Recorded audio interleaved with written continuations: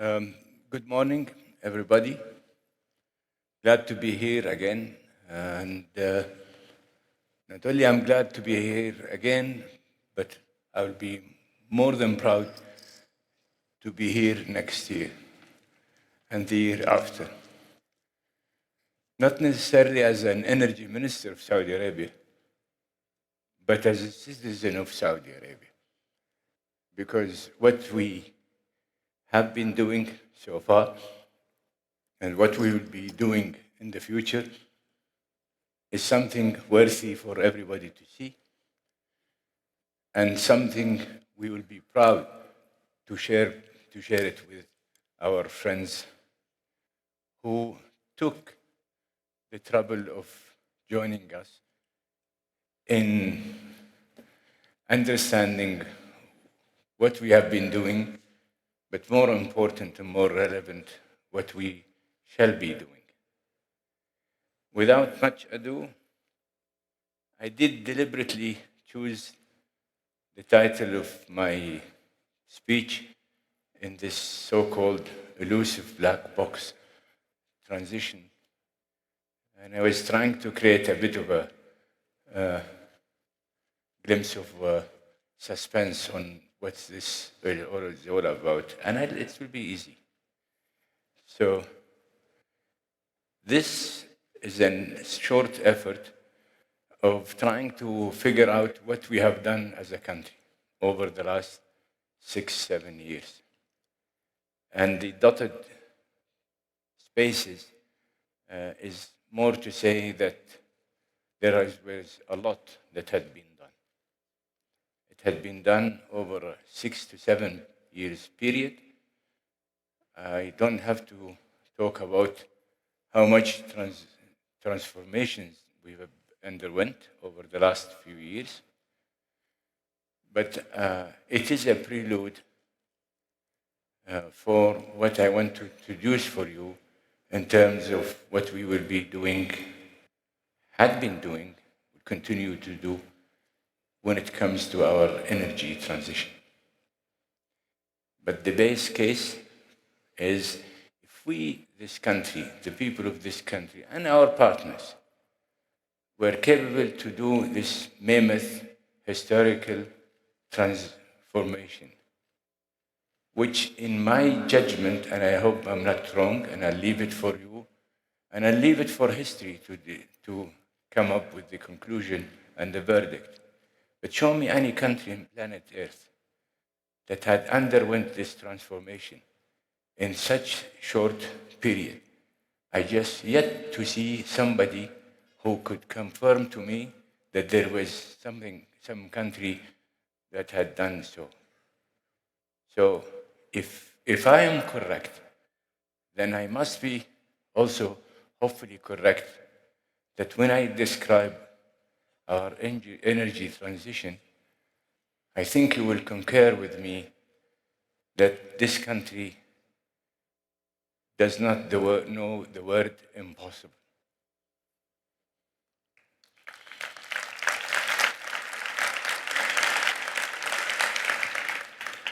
We're transitioning with a purpose, and that purpose, you could see it in front of me. But we're trying to export all forms of energy. We're trying to use our circular carbon economy as an approach to give us guidance of where we are going to go. And we are also leaping into manufacturing of exporting manufactured and engineered products. Why? Very simple. We want to enhance our economic diversification, value creation, supply chain resilience, and job creation, which is a fundamental and important thing for all of us. That journey had started way before, and we had a good glimpse of what it could achieve to us. In the 70s, when we had put together our first 5 years plan, second 5 years plan, the concept of capturing was created, and you could see, and people had seen the result and the achievement we have secured by capturing unabated by capturing gas. 2 industrial cities were created. An entire industry in the name of chemicals was created. We have moved from transition from using liquids to gas in the form of methane, in not only in creating electricity, but also in producing water. And as a result, you have a company called SABIC today, and you see how SABIC had evolved and will be evolving, so as Aramco in the chemical sector and the entire sector. An entire sector actually was created in the 70s. Now, we have something also we are so proud of, and I will go through it with you quickly. I know Yasser is here. I know Richard is in backstage. I hope that platform that doesn't have any ejector for me to get me out, but I'll try to do it as fast as I can. Energy efficiency. This is what we have done. We started that program 2012. We kickstart some of these programs, some of it in 2013, 14, 16. We worked as a government, not as a ministry. In fact, efficiency, if you look at how many were involved in it, I think there are probably about 20 some between government institutions, companies, and what have you. I'll give you an example what we have achieved. Efficiency that was led by the IEA in the mid-70s as a result of higher oil prices, I think it commenced somewhere about 75, 76. So the OECD countries had that experience for probably the best part of 50 years. Look at what we have achieved in less than 6 years, or in less than 11 years, when it comes to efficiency and, of air conditioning. We are almost at par with the US, little short of the EU, but certainly we will continue trying to catch up. Look at the fleet average standard. We are at par with the US almost, and with the influence of electricity, electrical cars, and what have you, and hoping to go for even hydrogen ourselves in these cars, we will be at par with everybody. But look at the time we've spent. The cars is 6 years or 8 years program. So if the OECD achieved all of these numbers in almost 50 years, and we have achieving similar conclusions or results in a lesser, probably 20% of the time that was spent on these programs. Again, I will ask you, what is it that we will not be able to do? Energy mix transformation, and I will go about that very quickly because some of you have seen it, but I wanted to make sure that everybody go through the experience of instigating and activating a program, a holistic program, and it has to be holistic, and it has to work like, as I keep saying it, just a week ago, this thing has to operate again. I'm not advertising Swiss clocks or watches, but indeed it has to work like a Swiss watch. I'll give you a glimpse of what we have done, we've been doing. We've been quiet boys and girls, but this is what we have been we have tendered as a Renew jobs projects. We can't hide that. It's all in the public domain. 44 gigas of renewables is exactly about 50% of the installed capacity of the UK.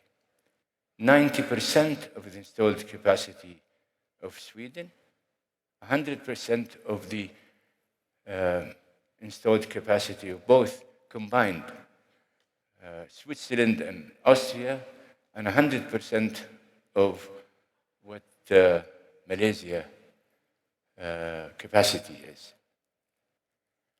Now, when it comes to growth, comparing what the US had installed last year, 44 giga, Germany 18 gigawatt, ourselves this year, we will be doing the 20 giga. Now, I didn't want to compare with China because we will all look small comparatively. How we're going to be doing the 20 giga in every year?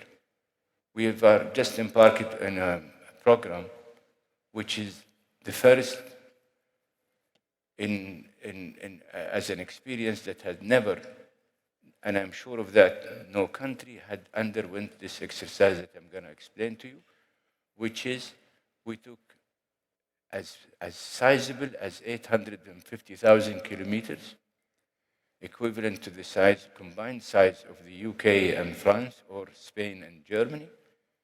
And we're doing surveys in advance to ensure that we will have a bankable data on these sites, selected sites, just to ensure that we will have a backlog of lands that would expedite our process when it comes to commissioning new projects. It will reduce cost to the developer. It would allow banks to lend with certainty by just putting meters and calculating data, and continue calculating data to make sure that this information will be virtually on the dot, and therefore it stands a better chance for having to avoid spending a year or 2 years, depending on what you're doing in terms of renewable, whether it will be wind or solar.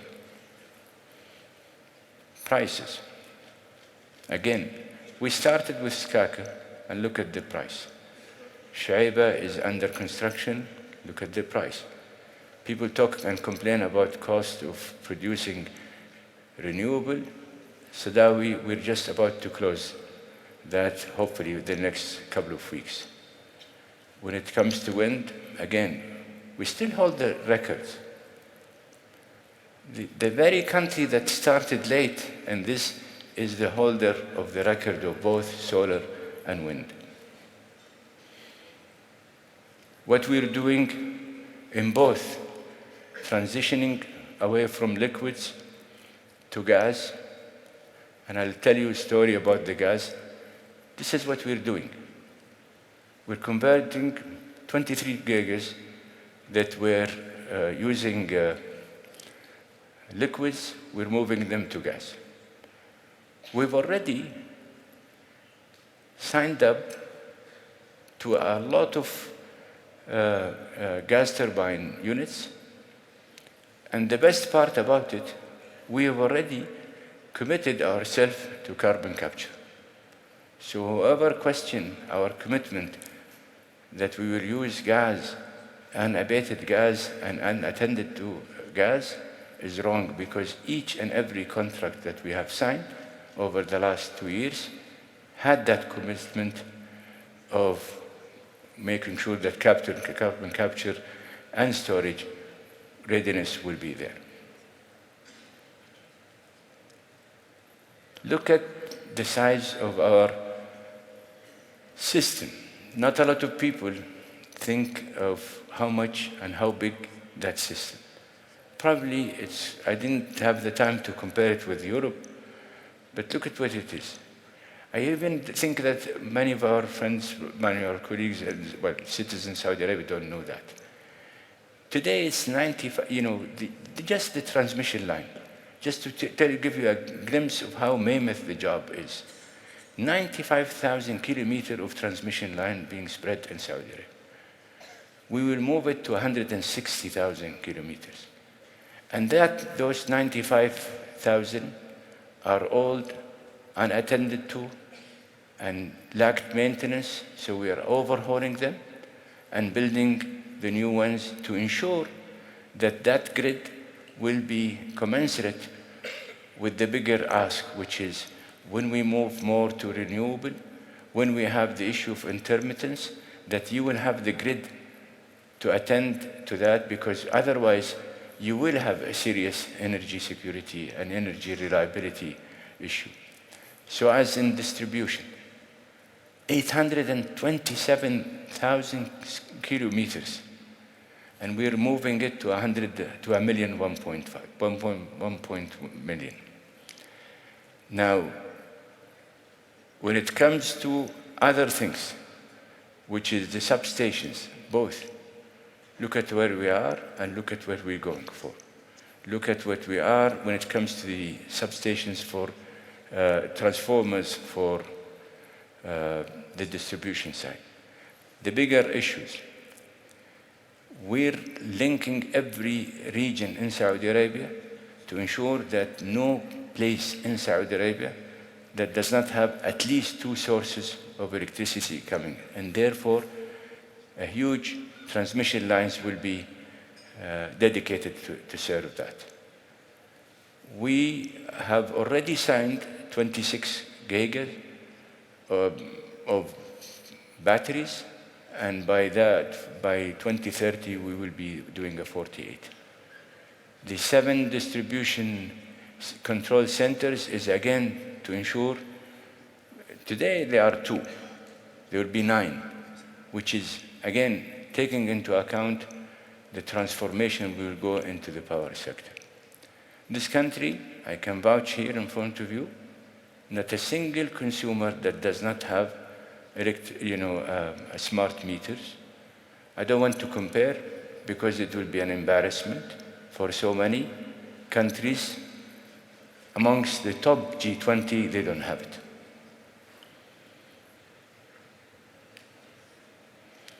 Hydrogen. Again, thanks to NEOM, and thanks to the vision of His Royal Highness the Crown Prince, Prince Mohammed. Look at how much we're compared with the others. We're actually the biggest producer of hydrogen. People talk about hydrogen. People talk a lot about green hydrogen.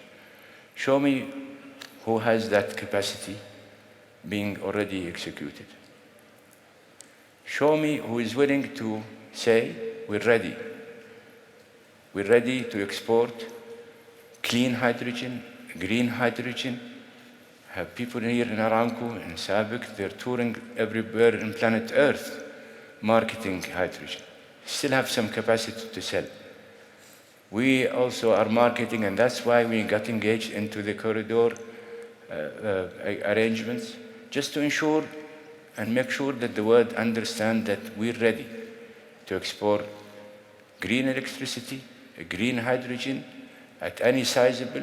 Trust us and test us if you want. But we also want to make sure that hydrogen can be used and available in Saudi Arabia for those who wants to come and invest here in those hard-to-abate sectors. And for the purpose of time, I'm sure you know it better than me. We are also committed to maintaining 12.3 million of crude capacity. We're proud of that. But look at what it takes to maintain that capacity. And there are so many people who claims to be understanding oil.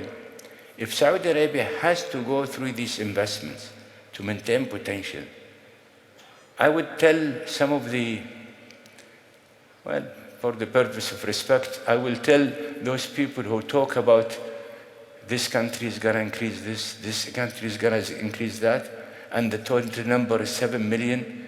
Well, there is something called natural declines. And if you don't attend to that, you lose over time. And if you don't continue spending 60% of an upstream company on maintaining potential, you lose that potential. However, there are good people that take these things lightly, but anyway, only as Tolstoy was saying once in one of his novels, only time and patience will prove the contrary. Look at our gas. Unleashing This is a country that actually will make money out of transitioning. Probably the only country on planet Earth that would make real money out of transition. Because we're building the gas pipelines. We now are monetizing untapped resources in the name of Jafura and the rest.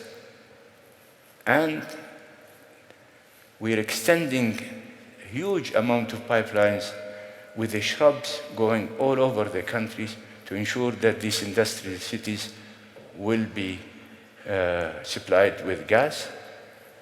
But here comes the biggest price. Look at this amount of pipelines. And we're not talking about daydreaming. Contracts have been signed. Execution is being executed by Aramco. The ownership of it will be to the state and the government. The government attended to make sure that Aramco would not lose money out of this thing, but will be an operator. But more important, it is our gateway to monetize our gas. And again, look at how many countries can stretch 4,000 square meters, 4,000 kilometers of gas pipelines all over the world. A lot of people would have songs about it. Look at what will help us. Because that gas, if produced, will give us also more liquids and more ethane. And look at the multipliers. And we know for certain, and actually we are conservative with these numbers, that in basic chemical we will double, at least double. And when it comes to downstream chemicals, it will be tripled. Emission management. And by the way, the thing that I talked about, in doing all of that energy mix, it's been there for a while. I know a lot of people of you have heard it. We will be saving 1 million barrels, which we would be able to export it. And by the way, we are engaging in most of these chemical things. We will be using oil to chemicals, domestically and abroad. And that's why you see us, or you see Aramco, investing a lot in China, and will be investing a lot everywhere else in planet Earth, because we would like to continue monetizing our hydrocarbons. In this room, 2019, I did say we will monetize every molecule of energy this land has, period. Now, we're not ashamed of our record when it comes to emissions. We're actually proud of it. But the pundit try to create a smoke screen not to allow us to be in the so-called higher moral ground, if you want to. Look at the methane intensity. And by the way, Aramco did work on it even since the 80s. Look at where we are. We're second to Norway. And I did tell my friend in Brazil just 2 months ago that watch out, we're going to catch up with you very soon. Flaring intensity. With a production as big as Saudi Arabia, look who's ahead of us. And look how much we are so close to Canada. So I'll tell my friend in Canada, watch out, we're coming. And I wouldn't be surprised that within the next few years that you will see us, and because we are engaged in so many initiatives that will allow us and actually ensure that we will deliver that. But more important, look at our carbon intensity when it comes to production.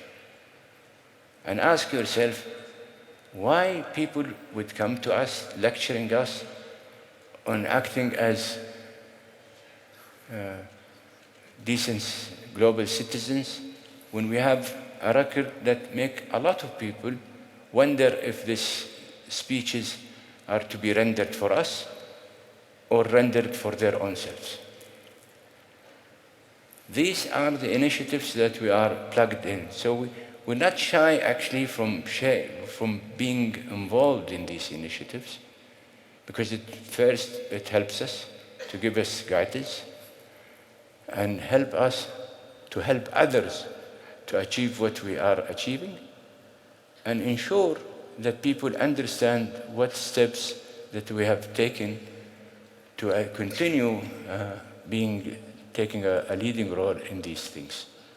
Because it helps our narrative. Our narrative is we use circular carbon economy to ensure that we monetize every resource of energy this country has, and we can win the race of monetizing your energy resources, yet attend to climate change. And by the way, these routine missions, we've done that a long time ago, actually 2018, I think, Ahmed, if you remind, I think it was 2018 that we've already achieved that. This is what we're doing in terms, again, we're putting our money where our mouths are. This is what we are trying to achieve, our Aramco and SABIC want to achieve when it comes to carbon capture. The future is very simple. We need to work on creating one of the world's largest CCS with carbon capture and use, basically. In Yanbu, we have one. We're working with some companies on that. We are also decarbonizing through our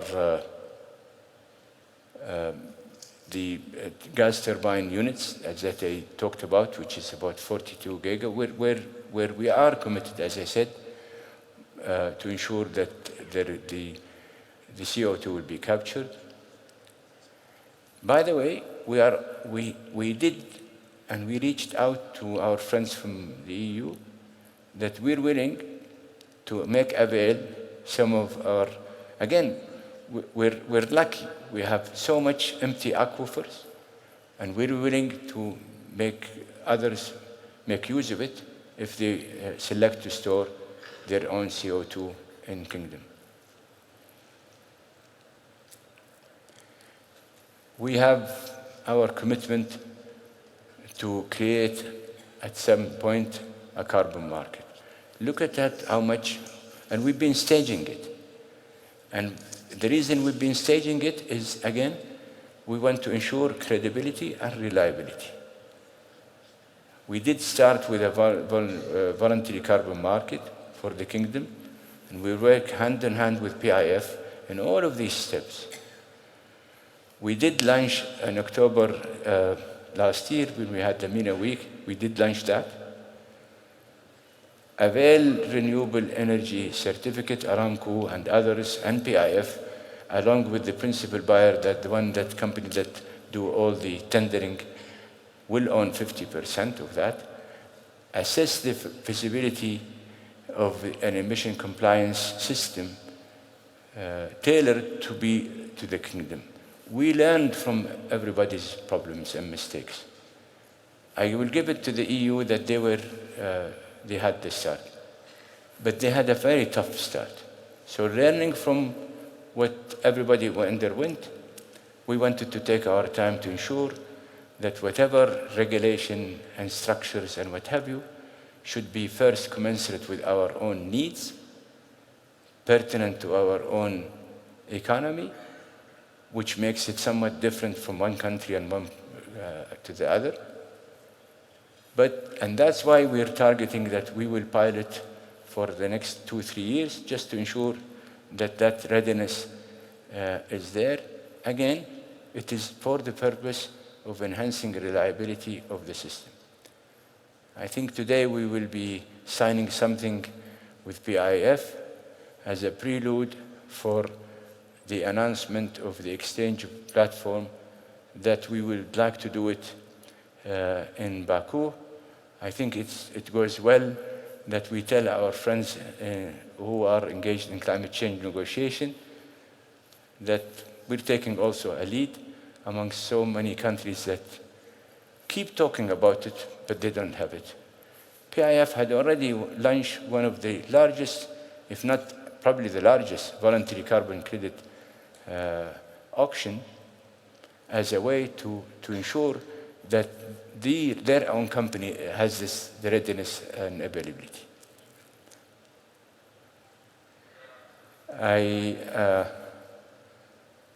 Also, we are engaged in all of these activities that, again, we ensure that we will have a refreshed NDC next year.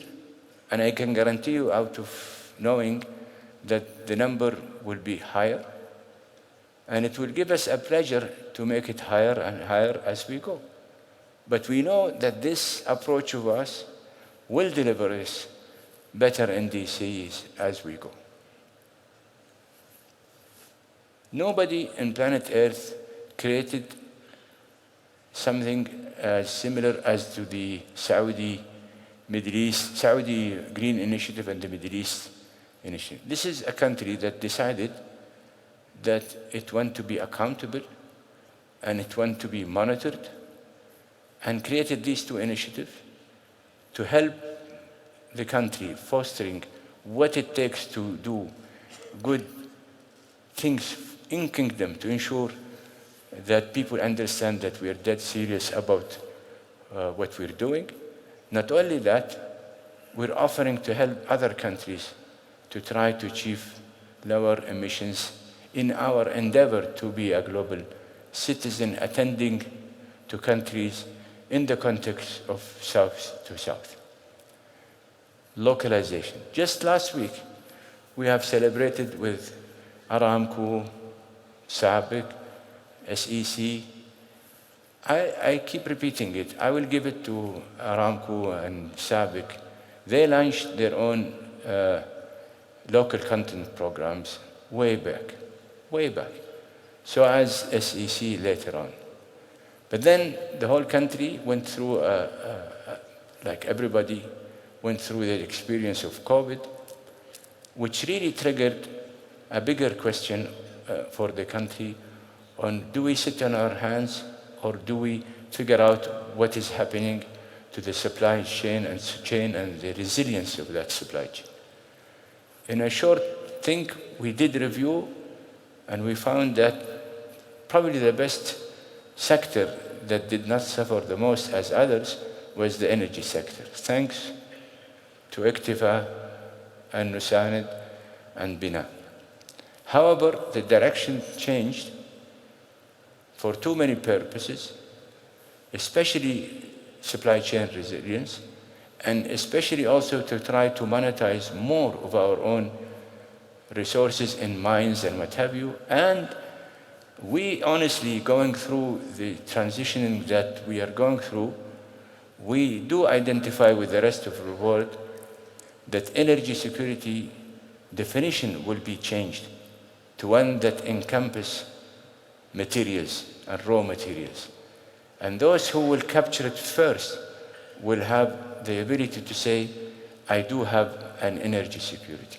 Those who are gonna miss, I think they will miss forever. So be careful, the word has transitioned in the definition of what we call it energy security. So to do that, we had to congregate as an ecosystem, including every part of the government that can be part of this. And that's why we are also working with the Ministry of Industry and Ma'aden, which is a company owned by PIF. In fact, they've created another subsidiary just to make sure that whatever we cannot have here, we will go and hunt for it anywhere, just to make sure that we have our own minerals and materials requirements are sealed and secured. In our endeavor, we are, as I said, addressing energy supply security of the other things that we're doing. There is an economic value for these programs. It creates jobs, it helps in diversifying the economy, and.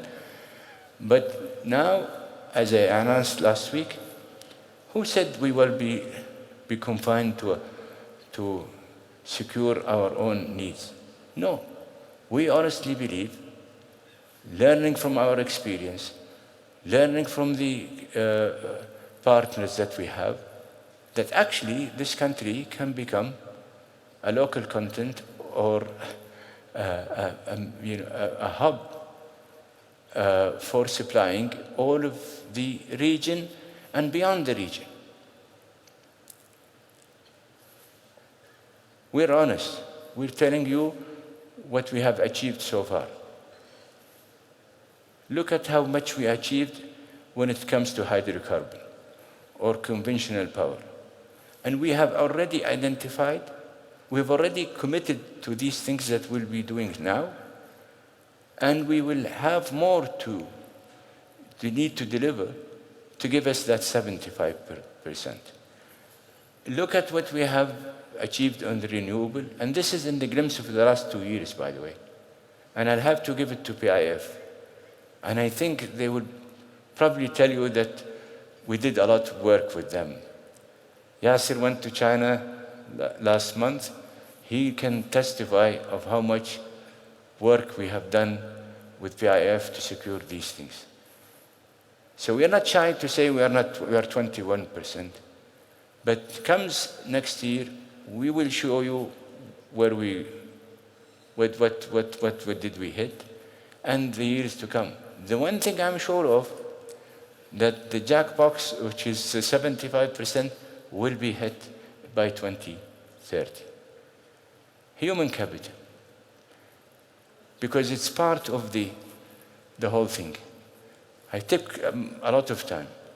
But trust me, I have a team working with so many organizations, looking at every possibility of what kind of jobs, be it that require any type of education, including vocational programs, using every institution existent in Saudi Arabia, using even institutions within the companies such as Aramco, SABIC, and SEC, to ensure that we overhaul the education and training programs and enhance them and enlarge them, including working with universities to put so many items in their curricula, just to ensure that we will have a matching thing between the jobs that will be created as a result of our transformation and the kind of cadets that will come and try to fill these jobs. I have a very capable team. It is not the ministry, it is the entire ecosystem working on that, because it will be shameful that we create the jobs, but we don't have the right people to fill these jobs. In all of this, we still remain faithful to the so-called energy trilemma. We want to make sure that we don't lose sight of energy security. We want to make sure that we don't lose sight of energy access and affordability. And certainly, if we do all of the above, we will not lose sight of our sustainability goals and climate action. Last but not least, this is our commitment. Transitioning is definitely a part of our DNA. That's why I started telling you in the beginning of my speech, show me again, I will repeat it, show me any country on planet Earth, even historically, that had achieved this transformation. In the last 6-7 years, I have yet to see somebody with a straight face who can come and say, I have a better example than this country. So it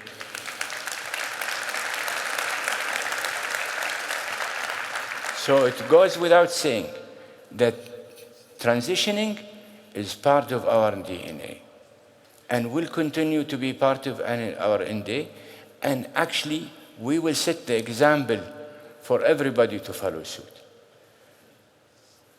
youth. And that's the gift that we have. With all due respect, this is a young country. This is not an old country like others. And the youth that we work with, and the youth that you will see in every street in Saudi Arabia, in every place in Saudi Arabia, is damn demanding. And they will continue. And they will really deliver what we are. I am an elderly person. Yeah, still is a very young person. And so as others. But trust me, we don't gamble. But we know for certain. And we have the feel. And we know the energy there. These guys, in the plural sense, women and men, have the ambition, the talent, and the stamina to get away with what they want. So we're here to help. Last of which, I hope I made a case not only for the energy sector, but I hope I made a case for the entire country and the people of this country.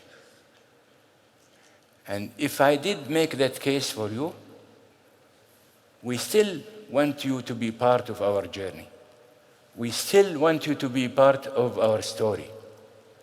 And we still, as we have done 50 years ago, we welcomed the idea of joint venturing. And we succeeded in mastering the art of joint venturing. And we want you to be our partners. So if you do,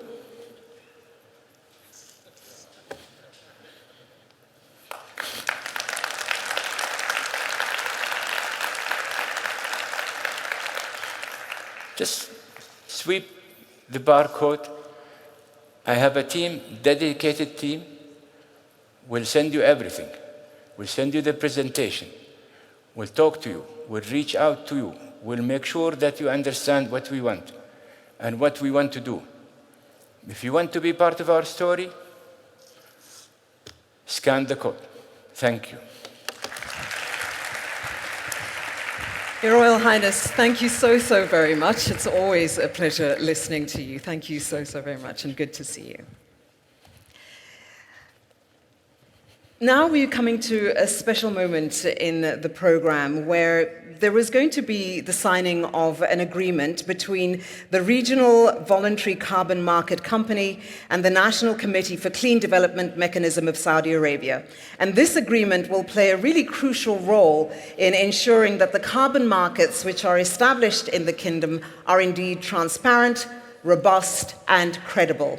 And to participate in the signing of that agreement, I'm going to ask Your Royal Highness if I could ask you to please make your way back onto the stage. Oh, you're here.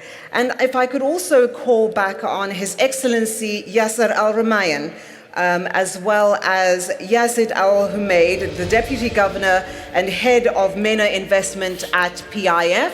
If I could ask you both to make your way onto the stage, as well as Abdullah Al Sarkhan, the General Secretary of Technical Affairs at the National Committee for Clean Development Mechanism of Saudi Arabia, who will act as witness to this signing. And ladies and gentlemen, please welcome to the stage the signatories of this MOU, Rania Nashar, the Chair of the RVCMC, and Maria Al-Jishi, the Director of Technical Affairs at the National Committee for Clean Development Mechanism of Saudi Arabia.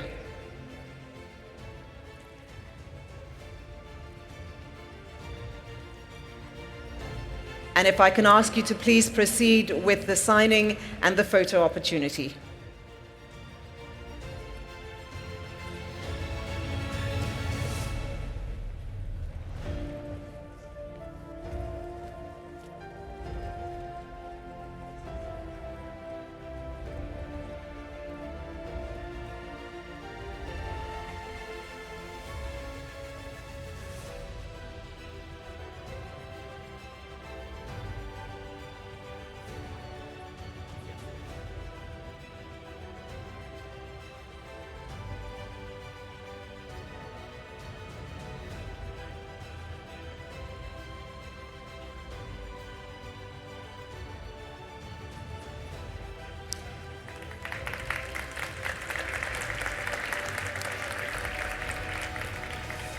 Thank you very much, and many congratulations.